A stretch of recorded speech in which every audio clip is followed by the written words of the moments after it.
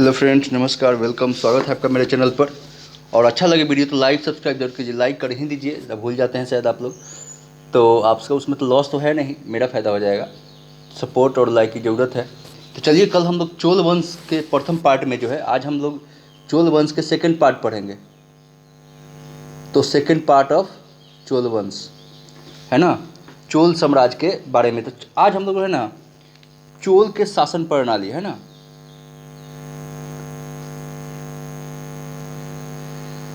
चोल वंश के जो है शासन प्रणाली, वंश का जो है शासन प्रणाली कैसा था, यानी एडमिनिस्ट्रेटिव कैसा था, एडमिनिस्ट्रेशंस है ना, शासन प्रणाली, शासन प्रणाली कैसे था, तो उसके बारे में पढ़ेंगे। देखिए, चलिए, आप जो कल जो बताए थे आपको, हम राज प्रथम तो बताए थे, उसके बाद इसकी और जो है महत्वपूर्ण जो है बाद में कभी वीडियो में बताएंगे आपको। राजेंद्र चोल, राजेंद्र प्रथम आएगा, मैंने चोल वंश सभी थे, राजेंद्र प्रथम। उसके बाद जो है राजा धीराज, राजा धीराज, ये ज है, राजा धीराज, ये भी ज है, राजा धीराज है ना, राजा धीराज प्रथम, ये भी है, ये महत्वपूर्ण शासक हुए चोल वंश के। बाद में इन दोनों के बाद बताया, वीडियो अलग बना देंगे। उसके बाद जो है हम लोग पढ़ना है राजेंद्र द्वितीय। किसे पढ़ना है, तो राजेंद्र द्वितीय के बारे में, राजेंद्र सेकेंड या द्वितीय, वीर राजेंद्र, वीर राजेंद्र के बारे में पढ़ना है, ठीक है। उसके बाद अधिराजेंद्र, कुलोत्तुंग प्रथम के बारे में पढ़ना है, विक्रम चोल के बारे में पढ़ना है, कुलोत्तुंग द्वितीय के बारे में पढ़ना है, राज द्वितीय के बारे में पढ़ना है, फिर पढ़ना है हम लोग को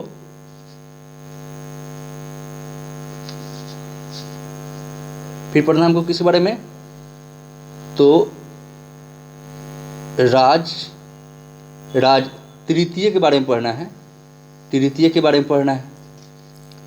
तो ये जो है, और राजेंद्र तृतीय जो फिर उसके बाद सबसे पढ़ना है क्या है, तो राजेंद्र थर्ड या तृतीय के बारे में पढ़ना है, जो कि अंतिम था, और इसने जो है मतलब 1279 तक जो है इसने शासन किया। पांड्य शासक जो है 1280 ईस्वी में पांड्य शासक मारवर्मा कुलेश्वर ने समस्त चोल मंडलम या कोरोमंडल क्षेत्र पर जो है अधिकार कर लिया, और चोल साम्राज्य का अंत हो गया।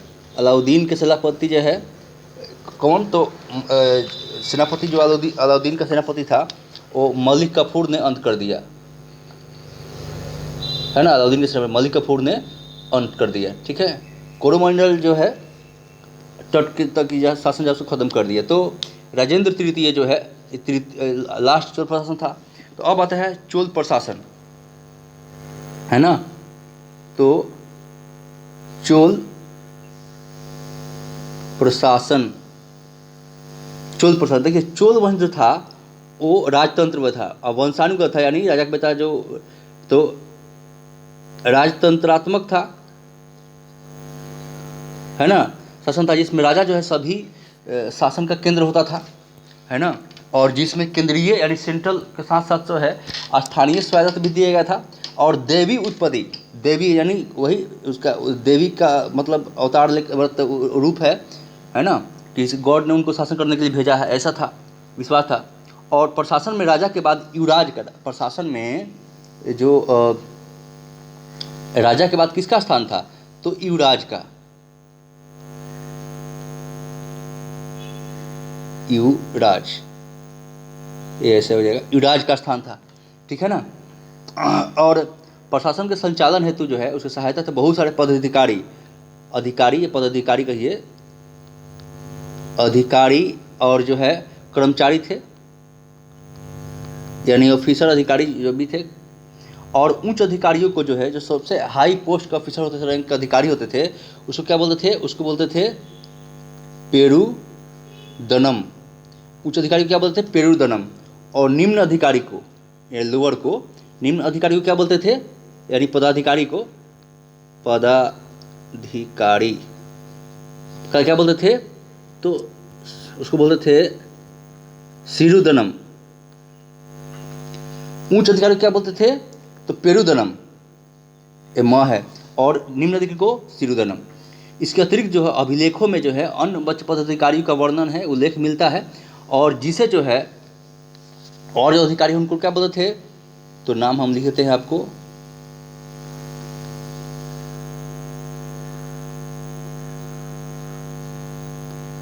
उदनकुट्टम। क्या बोलते थे, उदनकुट्टम। अन्य जो अधिकारी थे उसको उदनकुट्टम कहा जाता था, उदनकुट्टम, याद रखिएगा। राजा अन्य कर्मचारियों के बीच जो है ये जो है कड़ी का चयन का काम करता था, जोड़ने का काम करता था। पदाधिकारियों को, इसको जो अधिकारी होते थे, ऑफिसर होते थे, उसको वेतन जो है, वेतन के बदले क्या मिल रहा था, वेतन के बदले यानी सैलरी के बदले क्या मिल रहा था, तो भूमि दी जाती थी, भूमि यानी जमीन, जिससे कहता था, उससे जो भूमि दी जाती थी पदाधिकारी उसको क्या बोलते थे, जीविता, है ना। यानी वेतन के बदले जो भूमि मिलता था, भूमि पदाधिकारी को, उसको क्या बोलते थे, उसी को बोलते थे जीविता। ठीक है। अब रहा प्रशासन जो है, अब प्रशासन देखा जाए यहाँ पर, प्रशासन जो केंद्रीकृत था, सेंट्रलाइज था, तो साम्राज्य को कई प्रांतों में यानी राज्यों में जो है वो बांटा गया था, प्रांतों में बांटा गया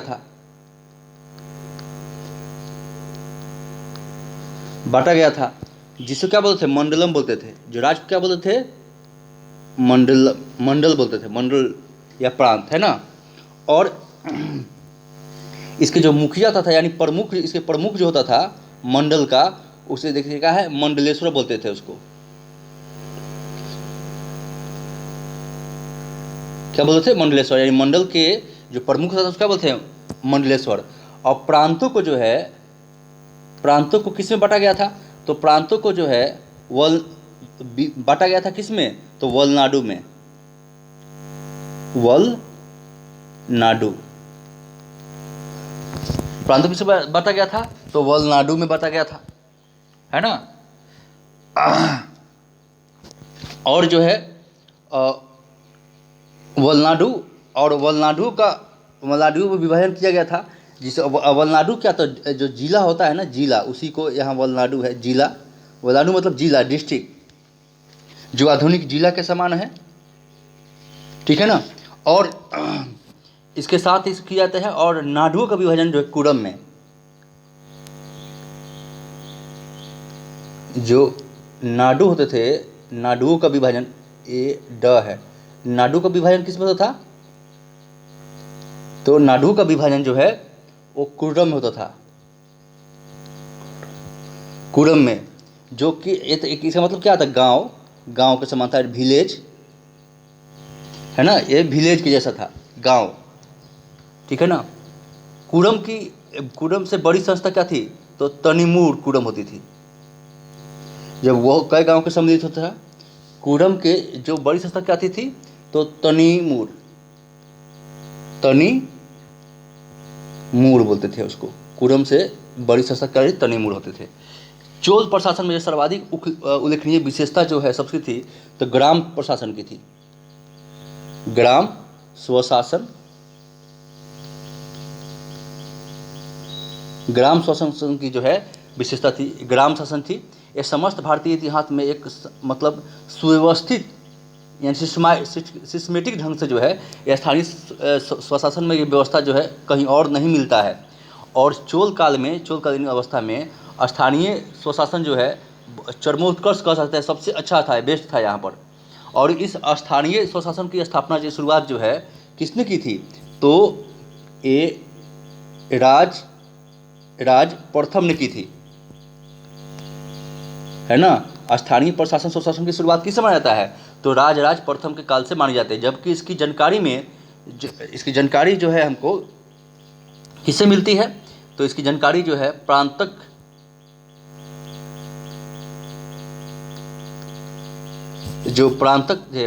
प्रथम, है ना, प्रांतक प्रथम के उत्तर मेरूर, किसमें, तो उत्तर मेरूर अभिलेख से मिलती है। किससे, तो उत्तर उत्तर मेरूर अभिलेख से मिलती है। तथा एक और जगह है ना,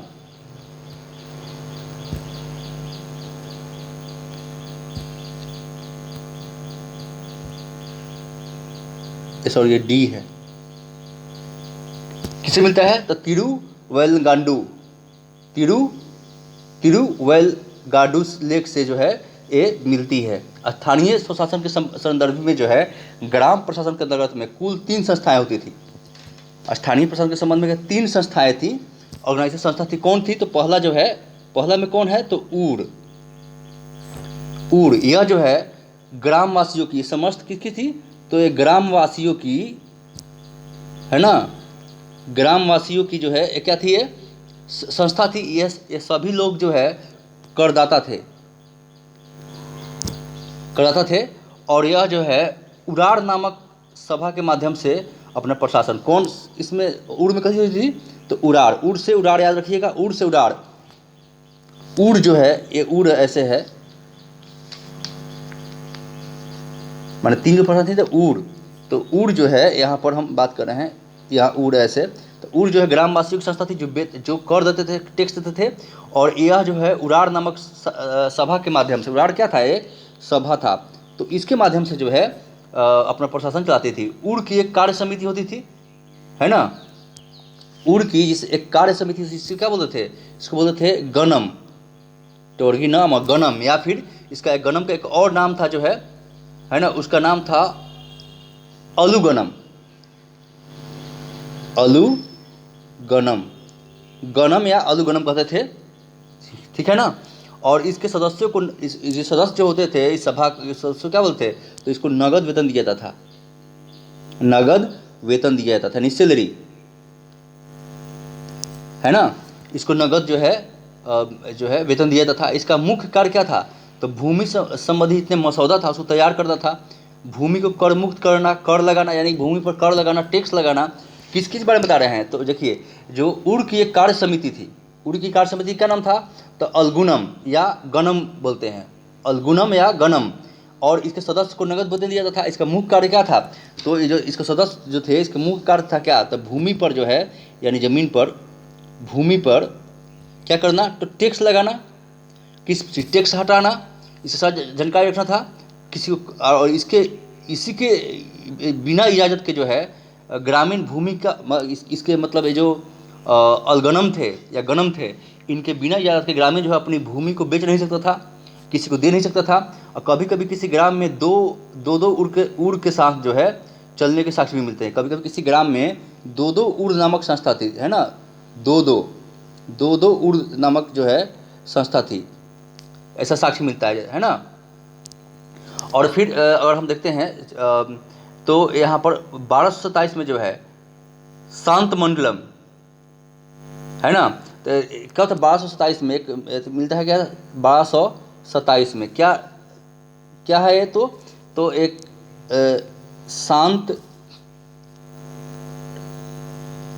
शांत मंडलम जो है, शांत मंडलम जो हिंदू देवदान भाग के निवासी, मतलब इस पता चलता है इसकी इस तरह होती थी, कहाँ से तो शांत मंडलम से। अब तो उड़ के बाद क्या आता है तो उड़ के बाद जो है दूसरी संस्था जो आती है, दूसरी संस्था उसका नाम है सभा या महासभा कहते थे उड़ के बाद है ना। ये जो ये समांतर है ब्राह्मणों के गांव होते थे है ना,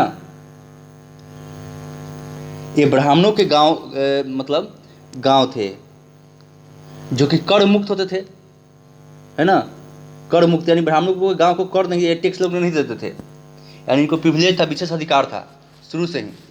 शुरू में देखिए कि तो ब्राह्मण और राजा जो है मिलकर, जो भी राजा बनता था वो जनता का शोषण करते थे। ब्राह्मण का उच्च स्थान था जो अभी भी समाज में है, ठीक है ना। तो महासभा या ब्राह्मणों की गांव थी जो कर मुक्त टैक्स नहीं देते थे, और जो है ऐसे गांवों के और ऐसे ग्रामों के जो है, ग्रामों के क्या बोलते थे तो अग्रहार,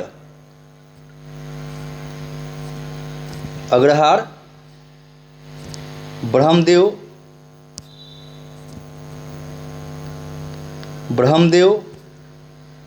चतुर्वेदी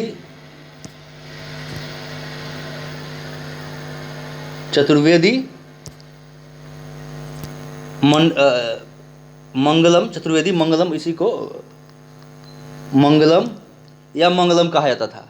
इसे गांव क्या होता था, तो अग्रहर ब्रह्मदेव चतुर्वेदी मंगलम या मंगलम कहा जाता था। और अभिलेखों से पता चलता है कि इसे यानी सभा को, इसके सभा को, इसके जो सभा होते थे, सभा को, इसी को सभा को अथी मतलब क्या बोलते थे, तो पेड़ुगड़ी, इस सभा को पेड़ुगड़ी। और इसको सदस्य को क्या बोलते थे, इसके पेड़ुगड़ी के सदस्य जो होते थे उसको बोलते थे,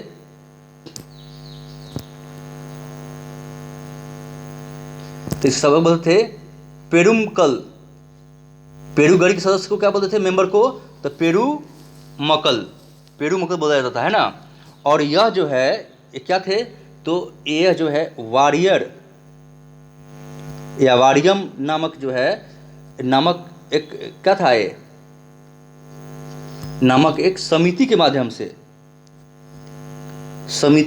से जो अपना काम करती थी, जिसके सदस्य को, जो वारियम के सदस्य थे उसको क्या बोलते थे, तो इसको वारी परुमकल बोलते थे। क्या बोलते थे इसको, इस सदस्य को, तो वारियम,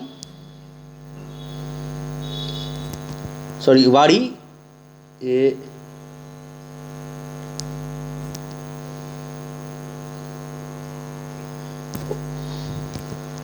वारी पेरू मक्कल बोलते थे, वारी पेरू मक्कम।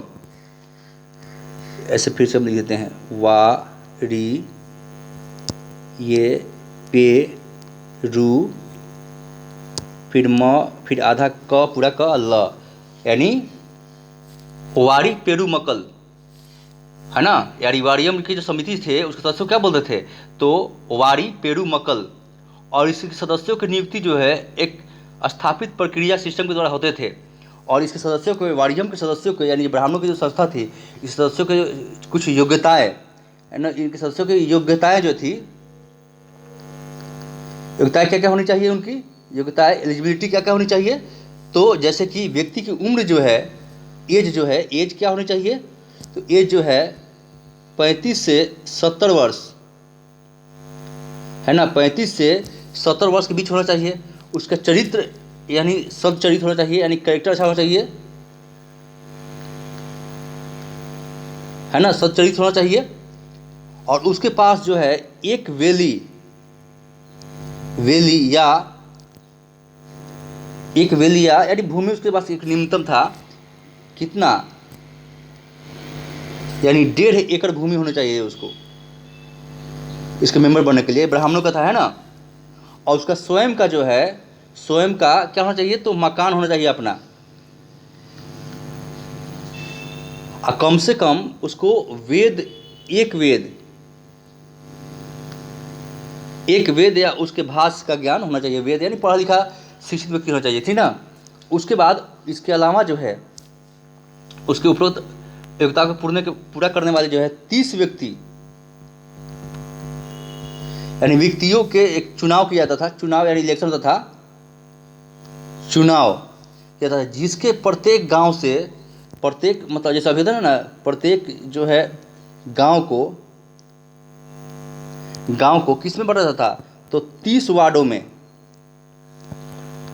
अभी वार्डों में बांटा जाता है ना, 30 वार्डों में जो है बांटा जाता था। और प्रत्येक वार्ड से माने एक जो है यहाँ, प्रत्येक वार्ड से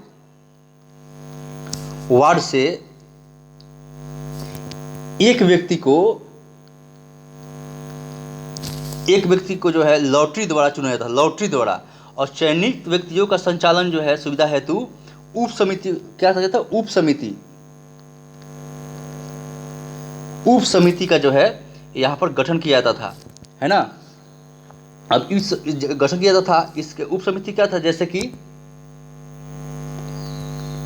उपवन समिति, क्या थी, तो उपवन समिति।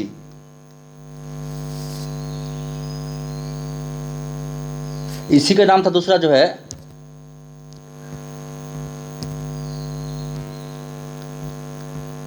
टोटका वारियम, किस उपवन समिति कहते थे। दूसरा समिति का नाम था तराग समिति। तराग समिति, इसका भी एक और नाम है एलावारियम, है ना। दूसरा समिति था स्वर्ण संबंधी, इसको पौनवारियम बोलते थे। कौन? तो पौनवारियम बोलते थे। दूसरा था पंचभट्ट, इसमें 5 लोग होते थे। पंचभट्ट में क्या थे? 5 लोग होते थे। ये सब समिति थी, ये निर्णय करने हेतु 5 लोग इसमें होते थे। इसके अलावा जो है अन्य समिति बनाई जाती थी जिसे सवत्सवारियम कहा जाता था। उपरोक्त 30 में से जो है दूसरा भी समिति क्या थी उसको इससे थी, इसका एक नाम था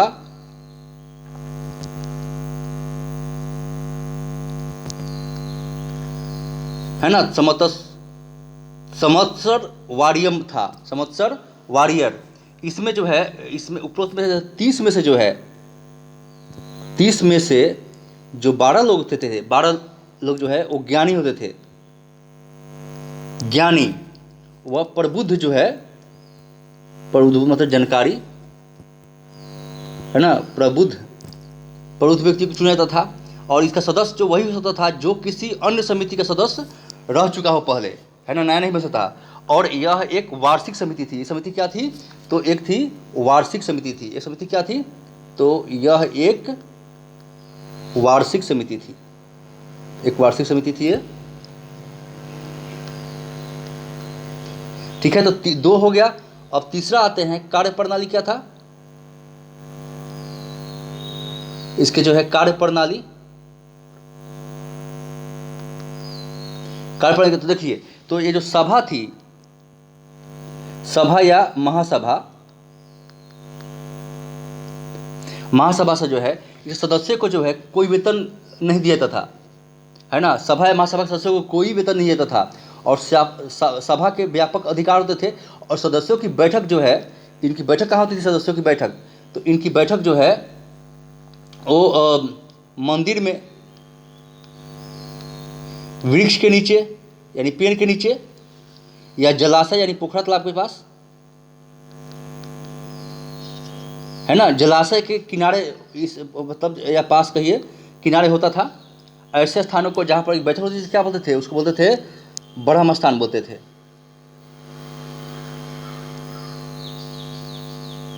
जहाँ पे बैठक होती थी इन सभा समितियों की, सभा की, महासभा की, यानी मंदिर, वृक्ष के नीचे या जलाशय के किनारे, उसको स्थान क्या बोलते थे? ब्रह्म स्थान बोलते थे।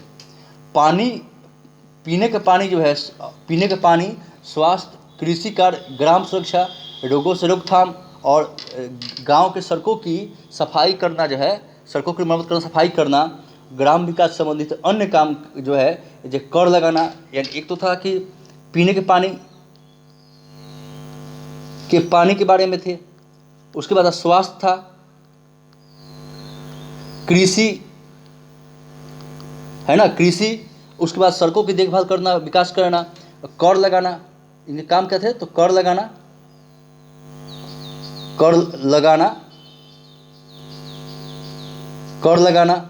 उसके बाद असूलना, इनके कार्य थे। इसके अतिरिक्त जो है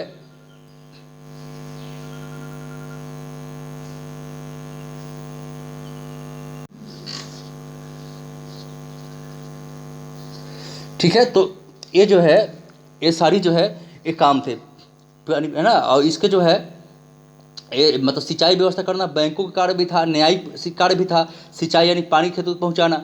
बड़े बड़े गांवों को 2-2 सभा होते थे। बड़े बड़े जो गांव होते थे उनमें 2-2 सभा होते थे, है ना। और इसी तरह ग्राम में जो ब्राह्मण और गैर ब्राह्मण 2 निवास करते थे। गाँवों में ब्राह्मण और गैर ब्राह्मण, है ना, और गैर ब्राह्मण दोनों निवास करते थे।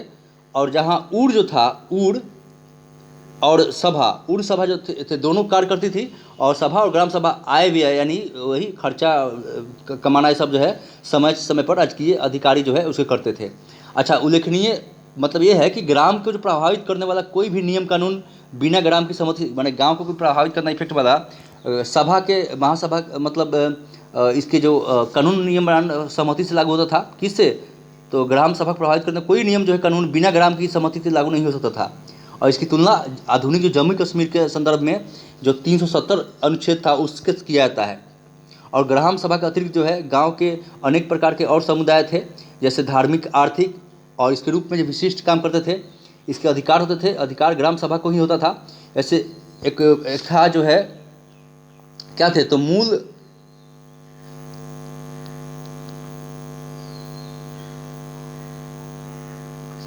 है ना परुडयार, मूल परुडयार जो था ये पुजारियों या मंदिरों की व्यवस्था करने वाली संस्था थी। और कलनय और नाइयों, धोबियों और लोहारों बड़इयों का संगठन था। कलनय क्या था? कलनय जो था वो जो है नाइयों का, नाइयों यानी बार्बर, लोहार बड़ई का संगठन था। और एक और समय था